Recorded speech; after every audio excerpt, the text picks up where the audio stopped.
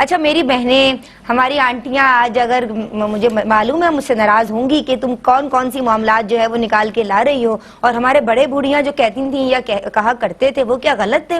لیکن جناب ہم نے بات کرنی ہے اکارڈنگ ٹو دا ہولی شریعہ. ہماری شریعت میں کون سی چیز صحیح ہے اور کون سی چیز صحیح نہیں ہے. ہو سکتا ہے بڑی معذرت کے ساتھ کہ ہمارے بڑے غلط کہہ رہے ہوں. مغرب کے بعد جھاڑو دینا، کنگھی کرنا یا آئینہ دیکھنا کیا باعث ثواب ہے یا باعث نحوست ہے؟ شرعی حیثیت کیا ہے؟ شیطان الرجیم، بسم اللہ الرحمن الرحیم. دیکھیں یہ نئی باتیں جیسا کہ ابھی ذکر کیا گیا کہ یہ کفار کا طریقہ تھا، اور اگر اس کا پس منظر دیکھا جائے تو حضرت صالح علیہ السلام جب اپنی قوم سمود میں تشریف لے گئے اور ان کو دعوت اسلام دی تو اس وقت اتفاقاً یہ ہوا کہ ان کی قوم میں قحط سالی شروع ہو گئی. تو جب ان لوگوں نے یہ قحط سالی دیکھی تو انہوں نے اس کا الزام معاذ اللہ حضرت صالح علیہ السلام پر ڈالا اور کہا کہ آپ کی تشریف آوری کے باعث یہ معاملہ ہوا. ان شارٹ وہ حضرت صالح علیہ السلام کو، اللہ کے نبی کو معاذ اللہ منحوس قرار دے رہے تھے کہ آپ کی وجہ سے یہ معاملہ ہوا.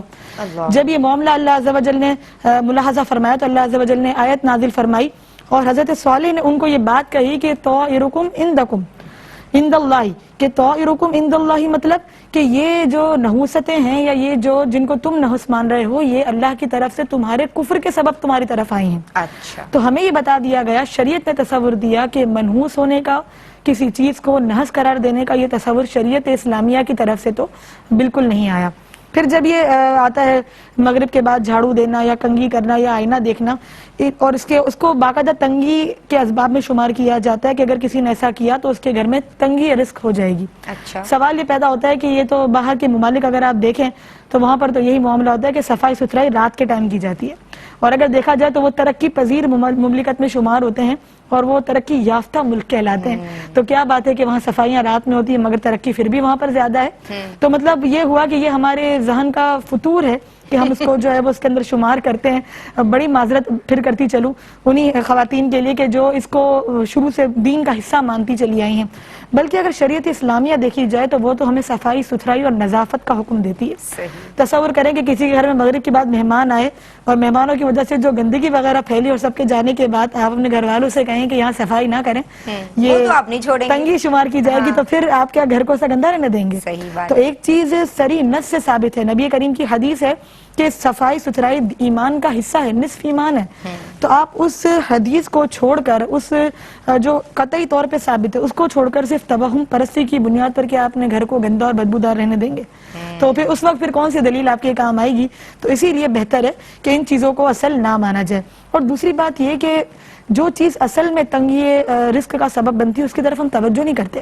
بڑے افسوس کی بات ہے ہمارے گھروں میں معاذ اللہ ہمارے مسلم بچے گانے سن رہے ہوتے ہیں، ٹیلی ویژن پہ فلمیں چل رہی ہوتی ہیں، بچے باقاعدہ ڈانس سیکھ رہے ہوتے ہیں، اس طرح کی چیزیں چل کے اور ان کو نحس قرار نہیں دیا جاتا، بلکہ بہت سارے ماں باپ ایسے ہیں کہ جو اس پہ فخر کرتے ہیں کہ ہمارے بچے نے یہ گانا پورا گا کر سکھا دیا، بتا دیا. اس طرح کی فلم کے نام اسے یاد ہے تو سنواتے بھی ہیں.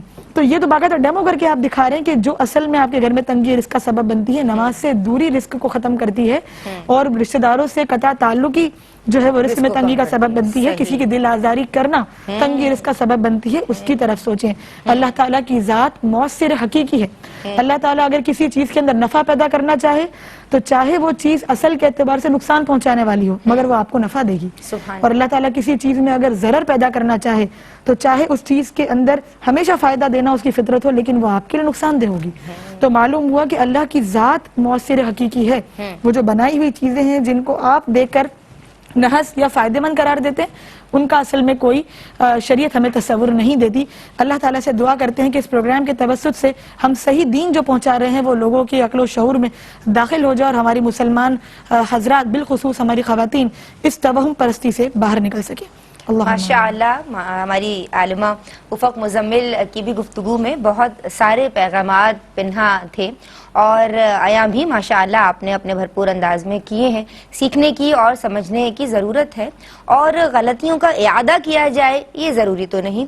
اگر ہمارے پرکھوں نے، ہمارے بزرگوں نے، ہماری بڑی بوڑھی خواتین نے کوئی غلط معاملہ، کسی غلط روش کو اختیار کیے ہوئے رکھا ہے اور اسے دین کا حصہ سمجھا ہے تو اب بھی وقت ہے، کوئی مسئلہ نہیں. اگر آج ہی سے ہم سمجھ جائیں کہ جناب یہ چیز، یہ معاملہ ہمارے دین کا حصہ نہیں اور اسے اپنے اپنی زندگی سے نکال دینا ہے تو کیا جا سکتا ہے, کوئی ایسا مشکل معاملہ نہیں ہے.